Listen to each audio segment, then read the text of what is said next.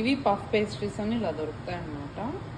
So వీటిని మనం ఇప్పుడు వాడుకొని పఫ్స్ చేయబోతున్నాము. సో ప్రాసెస్లో మనకి ఏమేమి ఐటమ్స్ కావాలంటే ఇది ఒకటి, పఫ్ పేస్ట్రీ ఒకటి, ఎగ్స్ బాయిల్ చేసాము, ఆనియన్స్ రెడీగా కట్ చేసుకున్నాము, స్టవ్ మీద ఆయిల్ పెట్టి ఇప్పుడు ఈ ఆనియన్స్ ఫ్రై చేస్తున్నాం. ఇప్పుడు మనం చేసిన ఆనియన్ కర్రీది ఇక్కడ వేసాము.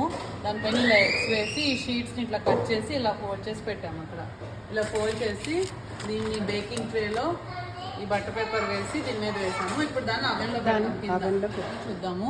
ఇప్పుడు దాన్ని అటు సైడ్ వన్ సైడ్ నుంచి ఇట్లాగా, ఇంకొక సైడ్ నుంచి ఇలాగా తీసుకొని ఫోల్డ్ చేయాలి.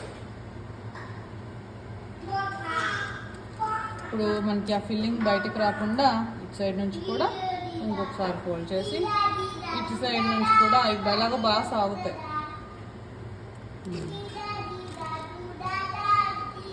ఇప్పుడు అక్కడ పెట్టేయాలి. దీన్ని ఇప్పుడు మనము లోపల పెట్టేస్తాం. లవ్ వేసుకోవాలి.